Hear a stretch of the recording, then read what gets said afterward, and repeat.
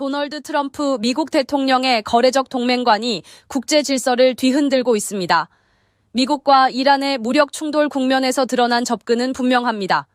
외교는 철저히 거래의 대상이고 군사력 역시 협상 카드라는 인식입니다.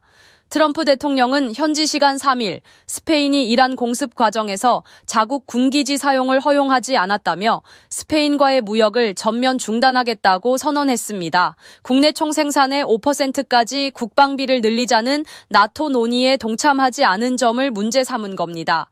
군사작전에 자국 영토를 제공할지 여부는 동맹국의 주권적 판단이지만 이를 무역과 연계해 압박에 나선 상황입니다. 이 같은 압박은 이미 유럽 동맹국들을 상대로 반복돼 왔습니다. 덴마크령 그린란드 확보 발언에 이어 관세 부과와 무역협정 재검토 가능성 등을 거론하며 압박을 가해왔습니다. 정점은 관세 정책입니다. 트럼프 대통령은 국제긴급경제권1법을 근거로 전 세계 수입품에 10% 기본 관세를 부과하고 국가별 차등 관세를 발표했습니다.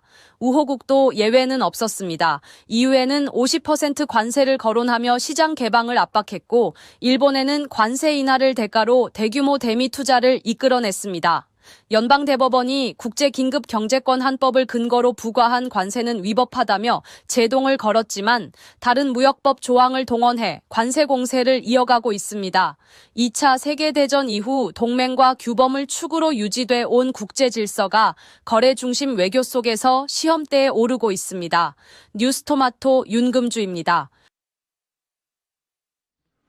이번에는 이란 전황으로 시선을 옮겨보겠습니다. 민정훈 교수님 계속해서 함께 하시고요. 중동 전문 기자죠. 알파고 신하시 기자 자리했습니다. 안녕하세요. 네, 안녕하세요. 네. 자, 지금 전황 어디까지 전개가 되었습니까? 정리 좀 부탁드릴게요. 매일매일 새로운 전개들이 있기 때문에 네. 솔직히 말하자면 정리하기에는 좀 약간 어렵고 네. 한마디로 말씀드리자면 미국이 그리고 있었던 그 그림 밖에 벗어났다는 상황이에요. 지금은 이란이 오직 본인도 나서지 않고요. 예전에 키웠던 헤즈볼라이라는 조직까지 지금 중동에 있는 미군 기지 그리고 영국 기지 어느 정도라면 키프로스 섬 있잖아요. 그 지중해 거기 있는 그 영국 기지까지 여기저기 지금 미사일로 쑤시고 있고요. 근데 원래 전쟁은 미국하고 이스라엘 사이에 있는데 왜 중동에 있는 다른 지역들을 이렇게 때리냐. 왜냐하면 이스라엘을 제대로 때리려고 일단은 미군의 그 레이더 기지들 그리고 미국의 이제 방공 미사일들을 없애버려야 되니까 지금 열심히 중동에 있는 이 미국의 레이더들 그리고 군사 기지를 때리고 동시에도 이걸 하려고 하는 거예요. 중동 국가들한테는 앞으로 이렇게 이스라엘이랑 만약 밀접한 관계를 가지지 말고 그리고 가서 단장 미국한테 빌어라. 전쟁을 끊으라고. 그래서 이란은 지금 생존한 전쟁을 하고 있다 보니까 이란이 되도록 좀 약간 이 분위기를 끌어가려고 하고 좀 버티려고 하는 상황이에요. 트럼프 대통령이 생각했던 것보다는 약간 지금 생각 밖의 상황이 전개되고 있다. 이렇게 봐야 되는 거죠. 아마 트럼프 대통령 개인의 생각보다는 장기적으로 가는 것으로 보이고요. 그래서 이제 그 발언들을 보면 4주에서 길어졌고 그 얘기도 하셨습니다만 그렇지만 트럼프 대통령이 최종 결정을 전쟁 결정을 했겠지만 그게 이제 미국의 국방 당국에서 여러 가지 시나리오를 다 브리핑을 하고 그 중에서 대통령이 결정하는 시스템으로 가는 거기 때문에 분명히 얘기를 했을 겁니다. 그리고 그 전쟁 결정 전에 이미 합참 의장이 얘기한 것처럼 전쟁이 장기적으로 갈 수 있고 전면적으로 가는 거에 대해서 반대 의견도 냈다 뭐 이런 얘기도 나오기 때문에 뭐 트럼프 대통령은 개인적으로 제2의 베네수엘라가 될 수 있지 않을까 이라는 생각했겠지만 미국 그 국방당국은 절대 그렇게 생각을 하지 않은 걸로 알고 있습니다. 그렇기 때문에 지금 전황이 진행되는 부분은 이란의 보다 더 강력한 저항이 있긴 합니다만 그 미국의 어떤 국방당국이 예상했던 그 범위 내에 있다고 좀 생각을 하고 있고 어쨌든 워낙 그 이란이 어떤 그 규모도 크고 어떤 군의 그 규모, 미사일의 규모, 뭐 드론의 규모라든지 또 갖고 있는 산악이라든지 지형의 어려움을 고려해 보면 물리적으로 시간이 더 걸릴 수밖에 없는 거죠. 그래서 지금 거의 전면적으로 확대가 되고 있는데 그 부분에 있어 가지고 이제 어떻게 진행될까 보긴 합니다만 어쨌든 기본적으로는 미국과 이란, 미국 이스라엘과 이란의 어떤 군사력의 격차가 있기 때문에 시간이 지날수록 이란이 좀 더 버거워하지 않을까 이런 생각을 하고 있습니다. 자, 그러면 미국과 이스라엘이 계속해서 폭격을 가하고 있고 그래서 이스라엘이 그 보유하고 있는 무기 체계를 상당 부분 소진시켰다, 파괴했다라고 얘기를 하는데 그 말을 고지 그대로 믿어야 됩니까? 지금은 이란 측에서도 미국 측에서도 이스라엘 측에서도 엄청난 언론 플레이를 하고 있거든요. 네네.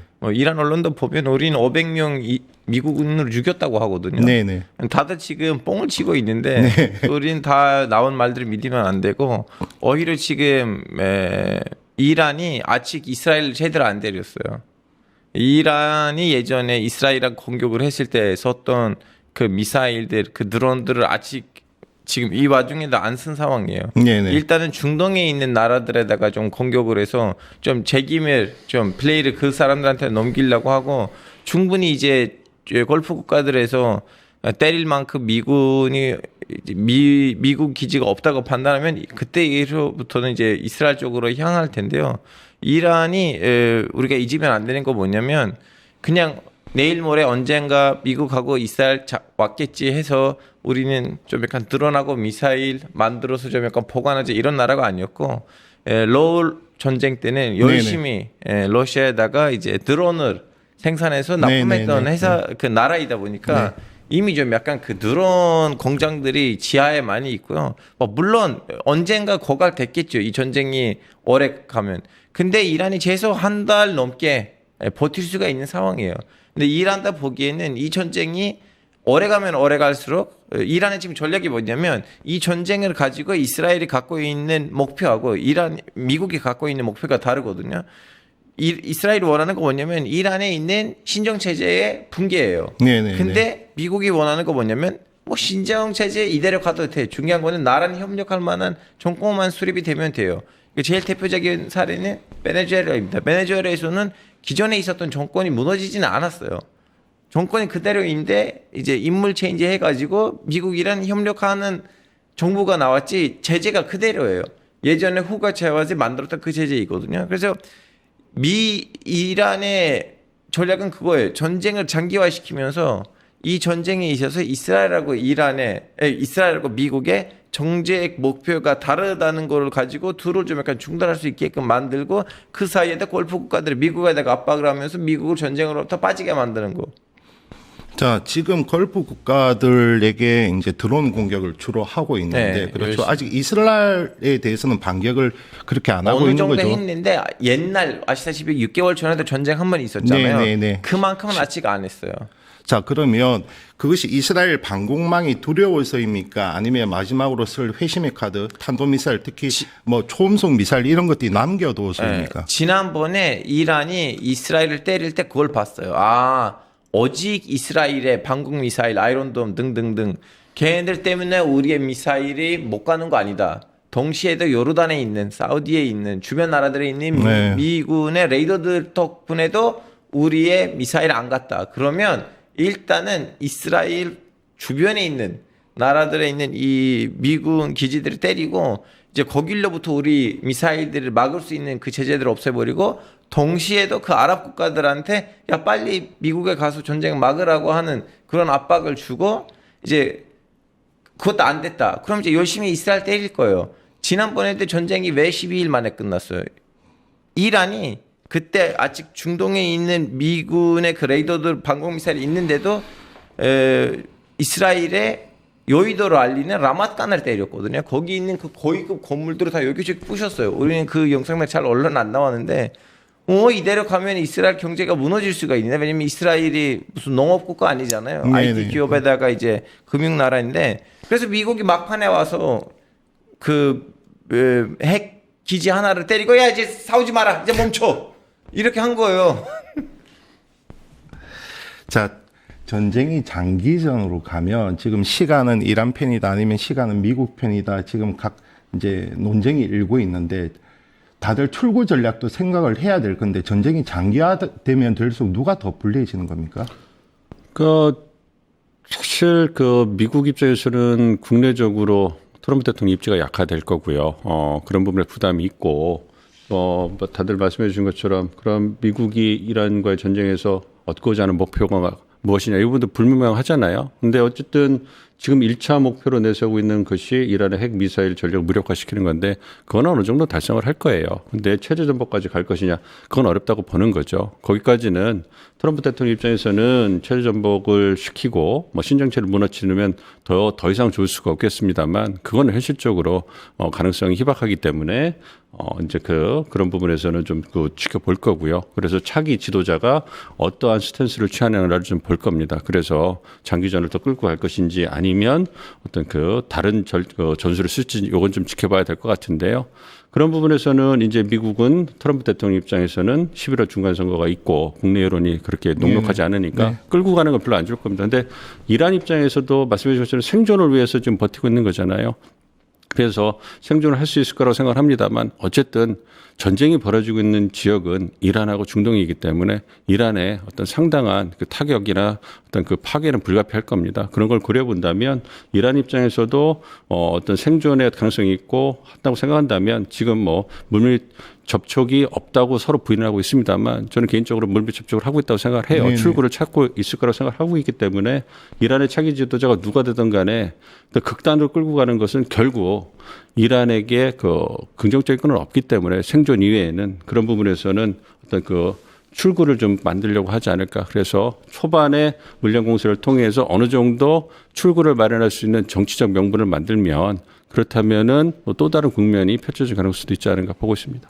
현재 호르무즈 해협에 대한 통제권은 과연 누가 지고 있습니까? 이란하고 오만이 갖고 있잖아요. 왜냐면 한쪽에 이란이 있고 한쪽에 오만이 있는데 근데 다 자기 뭐라고 해야 되나 행사할 수 있는 이제 공간이 있어요. 그 지역이 있는데 이란이 지금 자기 지역에서 난장판을 뿌리면서 호르무즈 해협이 아수라장 됐다는 이미지를 주려고 하는데 아직도 배들이 오만에 가까운 구역에서 왔다 갔다 하는데 그래서 이란이 이제 일부러 했는지 실수를 했는지 모르겠지만 자기 패를 불태워 버렸어요. 자기 손밖에 없거든요.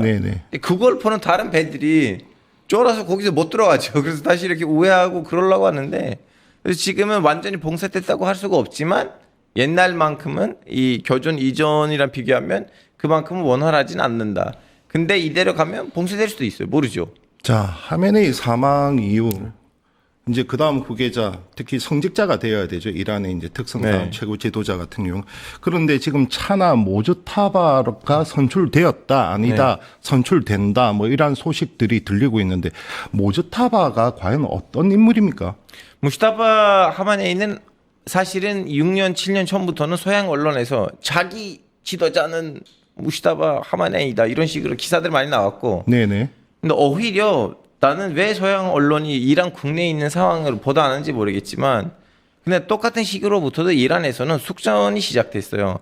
왜냐하면 무스타파 하마네이는 자기 이제 아빠가 지도자이다 보니까 좀 본인이 그런지 아니면 혁명 수비대 측에 있는 사람들이 그 사람을 찔리는지 모르겠지만 이제 나름 좀 약간 많이 보이려고 했었거든요. 그래서 정치하려고 했고 출마하려고 했는데 근데 아빠의 지시로 모든 출마권이 다 리젝트 당했고 출마 못했어요. 그리고 무스타파 하마네이랑 연락 주고 받았던 장군들도 숙청됐거든요. 뭐 빨리 은퇴했다든가. 그래서 이란이 딱 봐도 그때도 무스타파 하마네이를 막으려고 했던 모습을 제대로 보였고 그리고 아빠도 금요일 예배 때 이제 전세 이란의 지도자잖아요. 그분이 이제 금요일 예배 때는 이제 공개 활동을 하고 이제 대국민 설교를 해요. 근데 여러 차례도 그 얘기를 했었어요. 우리 혁명의 성공은 세습을 없애버리는 것이다. 라는 식으로 자꾸 세습이 안 된다는 얘기를 자기 아빠가 말을 했었어요. 그래서 저는 항상 무스타파 하면 안 될 것이다 라는 말을 했었지만 지금은 현재로서 무스타파 하마네이가 지도자 됐다는 거는 이스라엘발 소식이에요. 아직 이란으로부터 검증이 안 됐어요. 이란의 공식 현지 발표가 사이트에 들어가시면 발표가 없지만 여기서 두 가지 가설이 생긴 거예요. 하나는 지도자가 됐는데 이란이 아직 얘기를 하진 않았다. 근데 이제 하나는 이제 그런 일이 없다. 자, 그러면 진짜 이 사람이 지도자 됐다고 칩시다. 그러면 이란이 더 강경화가 됐다는 의미예요. 왜냐하면 이분이 그동안 연락을 주고받았던 이란 혁명 수비대들이 주로 강경파 사람들이었거든요. 저는 오히려 이분이 당선이 되면 이제 선출이 되면 장기화의 가능성이 더 길어지는 거 아닌가. 왜냐하면 미국 입장에서는 최대한 이란에서 강경파 사람들 정권을 잡는 거 아니고 좀 약간 온건파 사람들 정권 잡았으면 좋겠다는 입장이잖아요. 이러면 미국이 의도했던 레짐 체인지는 물 건너가는 거 아닙니까? 그렇죠. 그러니까 말씀드린 것처럼 레짐 체인지에 대한 것이 정말로 즉각적인 목표냐 이거는 좀 다시 좀 저희가 그렇죠. 좀 봐야 네, 되는데 미국 트럼프 대통령이 바라는 것처럼 레짐 체인지는 어렵겠죠. 그거를 아마 전망했던 전문가들은 많지 않다고 봐요. 그래서 그런 부분에 있어서는 말씀드린 것처럼 이란이 차기 지도자 그래서 만약에 모주타파 하메네이가 아니면 그 위에 어떤 강경 인물이 들어오면 반미 반서방 그 기조는 계속 갈 건데 그럼에도 불구하고 이란이 그래서 지금 장기전으로 간다고 하는데 이란도 생존을 해야 되거든요.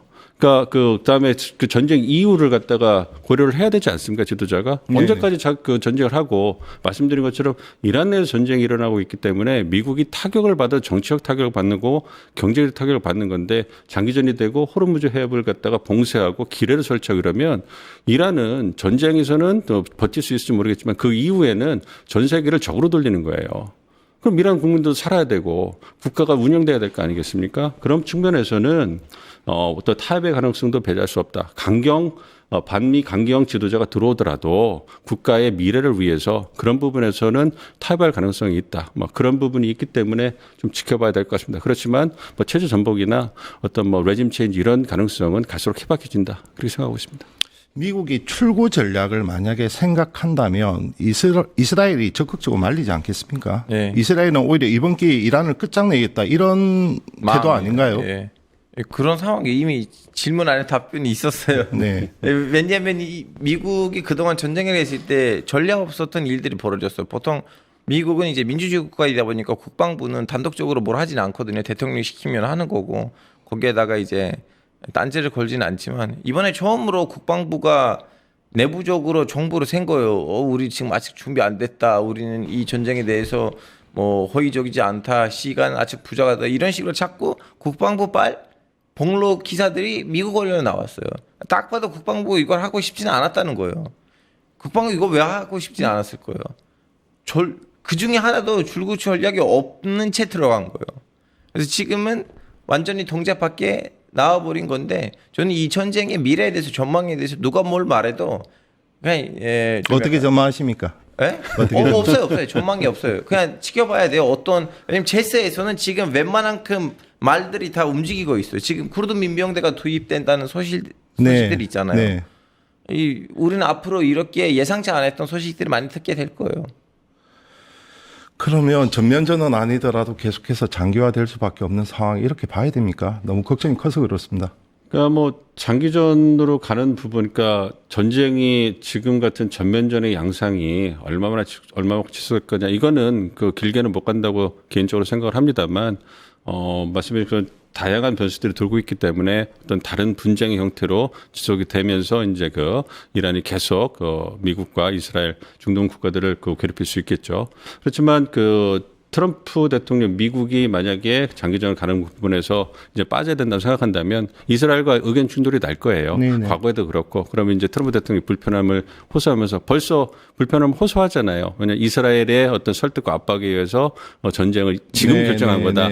굉장히 개인적으로 불편하고 자기가 주도해야 되는데 그런 부분에서 좀 아쉬움이 있을 겁니다. 그러면 시간이 지나면서 어느 정도 내세울 성과가 되면 그러면 이제 네타냐후 총리를 압박하면서 어떤 미국이 전면적으로 이스라엘을 도와주는 부분에 있어서는 손을 떼겠다라는 압박을 통해 가지고 출구를 찾을 거라고 생각합니다. 그러나 말씀해 주신 것처럼 그 출구가 그렇게 순탄하진 않을 것이다 생각하고 있습니다.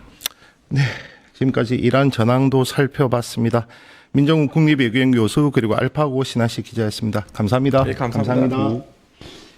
유튜브 구독하고 실시간 채팅과 댓글을 남기시면 매일매일 7,000TTCO를 드립니다. 참여 방법은 통통물 어플을 다운로드하고 회원가입과 로그인을 해주세요. 마이페이지에서 나의 회원 고유 번호를 복사해주세요. 유튜브 구독 후 실시간 채팅이나 댓글창에 고유 번호를 한 번만 입력하면 준비 끝! 지금 유튜브 채팅과 댓글 쓰기 참여하고 7,000TTCO 받아가세요.